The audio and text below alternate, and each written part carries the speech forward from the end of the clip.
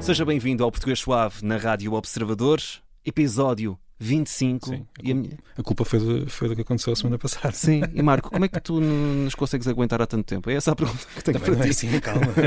Já são 25 episódios, já é muito. Mas há 25 anos nós começamos a pensar. Onde é que estaremos nós daqui a 25 anos? É essa a pergunta. Vamos lá ver. Bem-vindo, Marco, como é que estás? Está tudo bem? Está tudo bem, estamos sempre bem. Mais uma semana, mais um novo episódio. A semana passada os nossos ouvintes foram os sortudos, porque tiveram 2 episódios. No fundo foram eles que ficaram a ganhar. Sim, exato. Esta semana do que é que vamos falar? Vamos falar de muitas coisas. Vamos falar das crianças que dizem, algumas pessoas andam a comer verbos. Vamos falar de Lisboa e das expressões típicas de Lisboa. Vamos até Cabo Verde, à Suíça e ao Brasil. E ainda vamos falar dos olhos. Dos olhos e das horas. Isso é muito familiar. Porquê?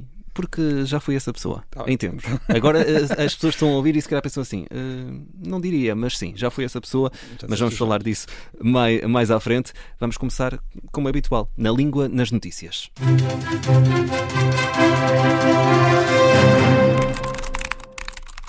E Marco, do que é que falamos esta semana? Bem, eu trago 2 notícias sobre a língua. A primeira é o Dia da Língua Materna, que foi na sexta-feira. Não vou dizer muito sobre isso, vou só dizer que este programa, no fundo, é sobre a língua materna de grande parte dos ouvintes. Eu imagino que haja alguns ouvintes para quem o português não seja a língua materna, mas diria que a grande maioria tem o português como língua materna. Mas depois há mais para dizer sobre isto. Muito daquilo que nós falamos aqui sobre as expressões regionais, as expressões familiares, as expressões de outros países, também faz parte da língua materna. Nós às vezes associamos a língua materna apenas àquilo que nós chamamos o padrão da língua. Mas o padrão da língua, como dizem os linguistas por vezes, é uma abstração. Ninguém fala exatamente como supostamente o padrão exige. Há sempre flutuações, não é? Flutuações, nós falamos todos de maneira um pouco diferente, ou individualmente, ou em família, ou entre amigos, ou na zona onde estamos, e por isso a língua materna também é isso, também é essa parte que se afasta daquilo que nós convencionamos chamar o padrão, que é um conceito muito complexo e que não vamos agora falar aqui muito dele. Até só essa indicação. Na sexta-feira foi o Dia da Língua Materna, mas vamos avançar e vamos falar sobre a segunda notícia que apareceu por aí, penso que foi em vários órgãos de comunicação social, a notícia de que há crianças em Portugal que andam a comer os verbos. Tu estavas familiarizado com esta realidade? Quer dizer, já tinha ouvido esta ideia há umas semanas, porque às vezes as notícias depois... Há uns meses, já não me lembro, e agora vi a notícia com mais calma, e, portanto, a notícia é esta. Supostamente, e ao dizer supostamente já estou a dizer que há aqui qualquer coisa que não me cheira bem. Assim, as crianças estão a dizer, em vez de dizer posso comer pão, estão a dizer posso pão. E em vez de dizer posso comer água, posso água. Neste caso posso beber. Exato. Só se for gelo. Em vez de dizer posso beber água, estão a dizer posso água. E aqui o que eu tenho a dizer sobre isto pode estar a acontecer alguma coisa, mas isso tem de ser linguistas a ver e a perceber se há aqui uma mudança linguística. E a perceber também de onde é que vem, não é? Qual é que é a extensão deste fenómeno? Porque eu confesso que nunca ouvi, mas lá está, isto é a minha experiência, cada um tem. Claro. Às vezes as pessoas dizem, mas eu há muito tempo que não ouço esta palavra, ou eu estou sempre a ouvir esta palavra. Nós não nos podemos esquecer, e isto eu gostava de dizer, uma coisa importante, nós não conseguimos reproduzir uma conversa que tivemos há 5 minutos. Conseguimos as ideias gerais que tivemos há 5 minutos. Eu falo por mim, eu esqueço-me de tudo. Mas mesmo uma pessoa que seja muito atenta e que se eu disser, então há 10 minutos falaste com o Manuel, quais é que foram as palavras exatas que usaram? Ninguém sabe, a não ser que tenha assim uma memória extraordinária. Portanto, como é que nós podemos, só pelas nossas impressões, dizer toda a gente anda a dizer isto? Já ninguém diz isto. Temos impressões. Depois é preciso estudar mesmo a fundo e normalmente esse estudo leva a conclusões que são um pouco contrárias à maior parte das impressões.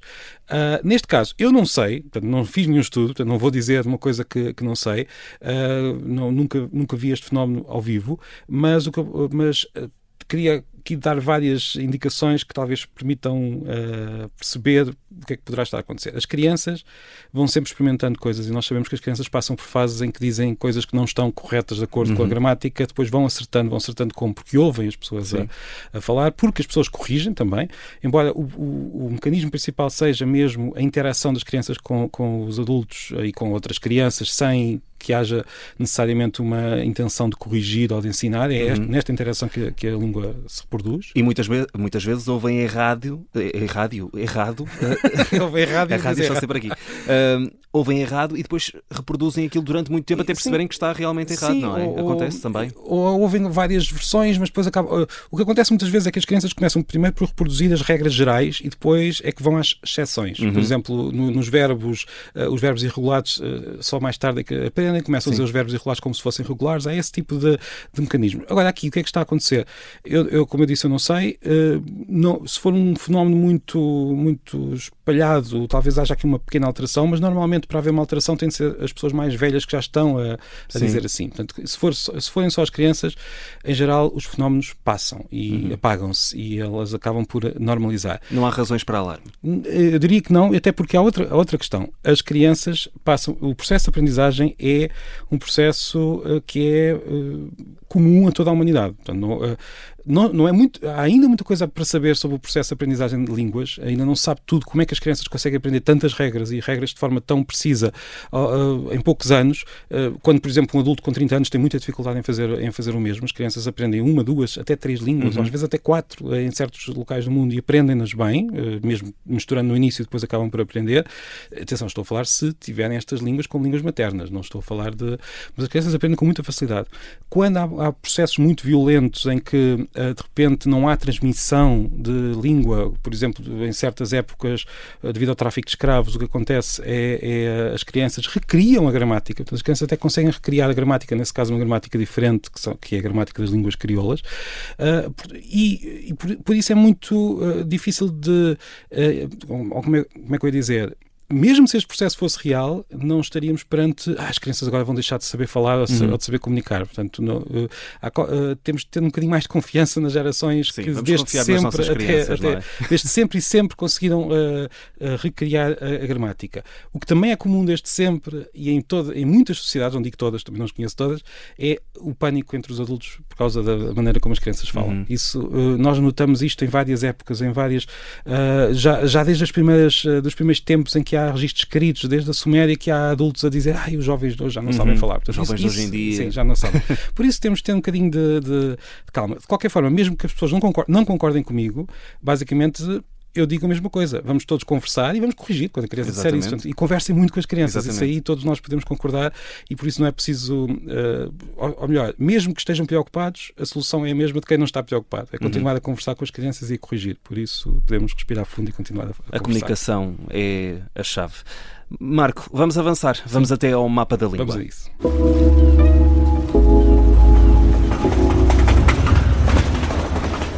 E hoje, pelo menos nós, estamos aqui em Lisboa, não vamos até muito longe, ficamos por aqui. Os nossos ouvintes é que vêm até Lisboa connosco, porque expressões lisboetas, não é? Vamos falar sobre isto. Eu pedi, como costumo fazer, e como eu já estava à espera, tive muito menos respostas do que é habitual, porque as pessoas têm muita dificuldade, e nós todos temos muita dificuldade em identificar expressões lisboetas, porque Lisboa é uma cidade muito exposta, digamos assim, na comunicação social, e então as expressões lisboetas acabam por ser conhecidas em todo o país e é muito difícil de saber isto reconhecer o que é nosso, aquilo que nós dizemos e que pode ser considerado uma expressão, não é? Exatamente. Mas Lisboa tem expressões. Lisboa tem sotaque, ao contrário do que as pessoas dizem. Sim. Sim. Portanto, as pessoas de outras zonas vão dizer, então, vê-se mesmo que é lisboeta, fala assim.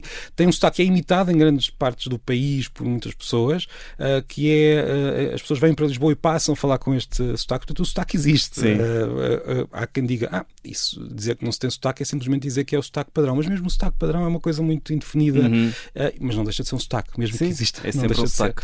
Eu queria queria perguntar se tu que vens do Norte, que expressões é que associas a Lisboa? Tens assim alguma? Eu não te avisei, portanto... Não, a questão do café, que é diferente, porque aqui se diz bica, não é? Eu julgo que já se está a perder um pouco. Sim, também acho que sim.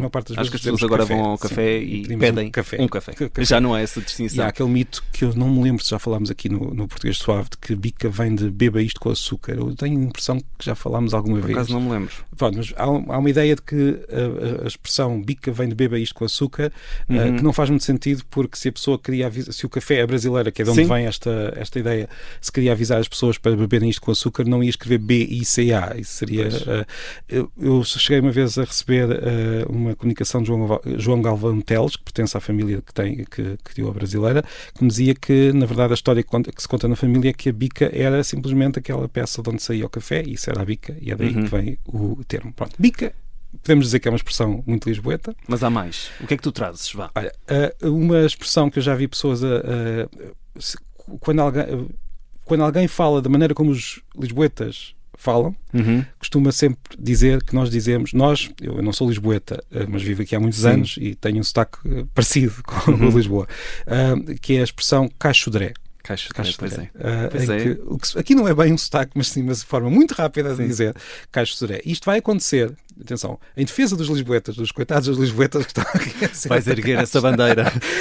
Porque é assim, se nós defendemos todos os sotaques e dizemos que a diversidade é boa, também a de Lisboa é boa, claro. Só que a de Lisboa irrita um pouco mais, porque as pessoas têm a ideia de que muitos lisboetas consideram não ter sotaque, e é verdade, há muitos lisboetas que dizem isso. Ou que lá está, é o sotaque padrão. Ou e por isso, claro, que depois atiram a cara. Sim, claro. Então, se dizes caixodré, como é que podes dizer que não tens sotaque? O que se passa é que quando temos zonas da cidade, ou palavras, ou expressões que são muito usadas numa cidade, isto acontece em todas as cidades, é claro que vamos dizer aquilo de forma mais rápida e mais descontraída, e por isso o cais do sodré torna-se no caixodré. Eu uma vez estava muito cansado e em vez de dizer cais do sodré, disse subsídio de férias, que foi uma coisa completamente diferente. Pronto, depois temos também uma forma de pronunciar o número 13 que muitas pessoas me enviaram quando eu pedi, que é 13.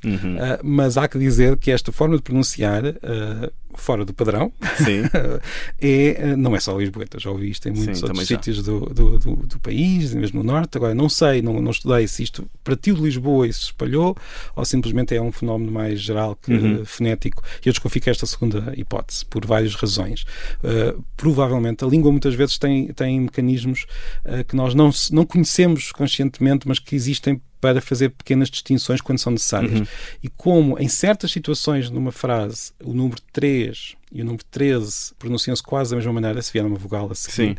Por exemplo, se tivermos uma palavra que tem um A a seguir, por exemplo, 3 anos. Nós dizemos 13 anos. O 13 fica muito parecido com o 3. Portanto, eu desconfio, nunca fui que há aqui uma tendência natural da língua para distinguir o 13 de alguma maneira. Não é parte do padrão. Portanto, não estou a dizer que os professores portugueses devem ensinar que isto é assim que se diz, mas é um fenómeno muito comum no país, não só em Lisboa. Depois temos a forma como nós pronunciamos, e mais uma vez não é só de Lisboa, a palavra bem, que aquele ditongo acaba por ser como mãe. E há zonas do país, pensado nisso. Sim, bem, mãe, há zonas do país onde aquele bem é um bocadinho mais e que é mais distinto de mãe do que aqui em Lisboa. Mas mais uma vez, não é só Lisboa, e é por aí fora. Lisboa recebe muitas influências externas. Recebe muitas influências, influencia muito, e eu aqui, pronto, como eu disse, não recebi muitas propostas, mas podemos falar, por exemplo, de expressões como Resvés, Campo de Ourique, de certeza que começou em Lisboa. Muito essa expressão. Essa aí começou em Lisboa. E podemos também lembrar que a cidade de Lisboa é uma cidade bastante grande e que também sempre teve várias formas de falar, não há só um sotaque. Pronto, só para dizer, como não recebi muitas, se os ouvintes quiserem enviar mais, poderemos voltar a Lisboa, até porque estamos sempre aqui, não é? Nos próximos episódios. E podemos ir a outras zonas, não é? Também. Podemos. Eu não sei muito bem quanto tempo é que nós temos. Não temos muito. Não temos muito, porque eu gostava de ir à Suíça, a Cabo Verde e ao Brasil, mas a verdade é que vamos prometer que vamos fazer esta viagem para a próxima semana, porque esta viagem é longa, tem que ver com a língua materna e vai demorar um pouco a perceber o que é que liga a Suíça a Cabo Verde e ao Brasil. Eu já fiquei curioso. Fica prometido para a semana. Tá? Fica aqui essa promessa. Entretanto, vamos avançar para a nossa última rubrica. Vamos para os mitos da língua.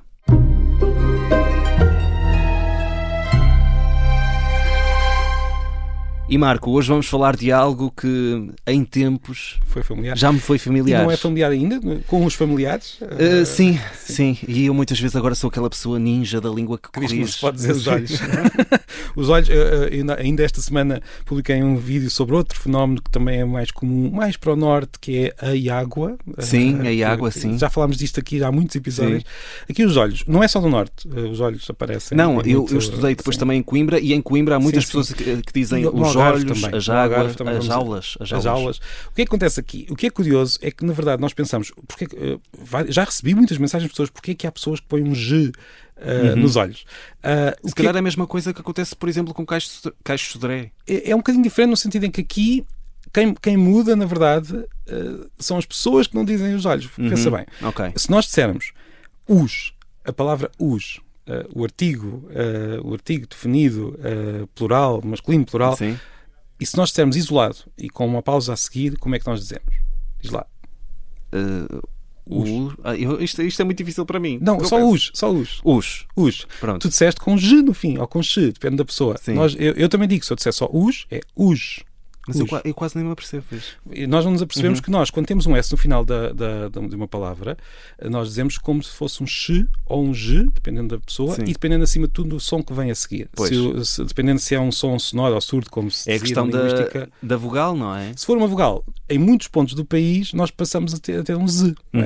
E transformamos aquele G, se eu disser os, espaço, olhos.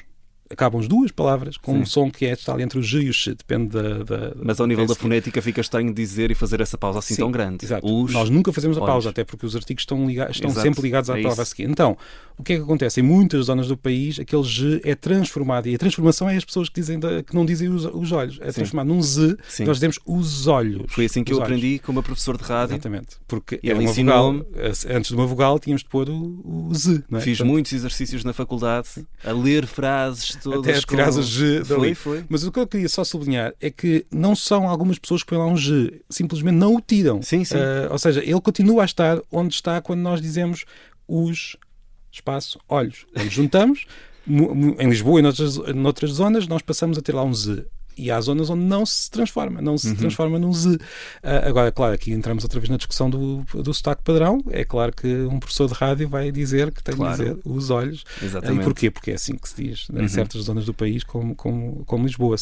Não é um erro, no fundo. O que eu quero dizer é que as pessoas não são obrigadas a transformar e não se sentem sentir mal por dizer assim. Exato. Agora, claro, se vierem trabalhar para a rádio, é claro que as pessoas vos vão dizer... Vão levar muito na cabeça, imenso. Porque a nossa tradição de rádio e televisão é ter um sotaque muito, digamos, uniformizado. Exato. E não vamos estar aqui agora a dizer que temos de mudar isso tudo, e faz parte da nossa cultura ao também nível radiofónica. do sotaque e da pronúncia, já estamos nesse caminho em que já vemos muitos comunicadores, muitos locutores de rádio a usar o seu sotaque, e bem, que acho que é uma coisa que acaba por nos distinguir de todos. Esta questão acho que tem mais a ver com o ruído, porque ouvir... Mas repara... Eu confesso que não é bonito, eu já ouvi e não acho bonito. Mas repara, quando dizes os olhos, no final tu dizes o mesmo som e, no entanto, não notas esse ruído. Mas pronto, isto é uma questão mais... podíamos estar aqui horas. Eu não estou a... O que é que eu quero dizer com isto?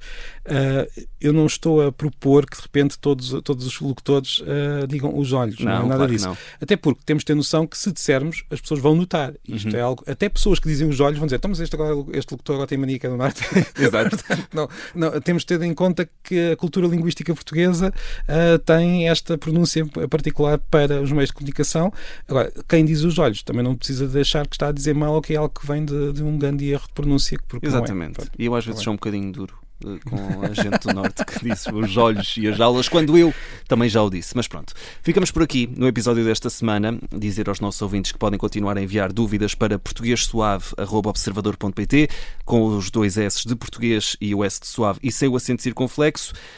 E para a semana temos dúvidas. Para a semana vamos falar de dúvidas. Pronto, vamos a isso. E da Suíça, de Cabo Verde e do Brasil. Temos muitas dúvidas para também esclarecer os nossos ouvintes. Marco, um abraço e até à próxima semana.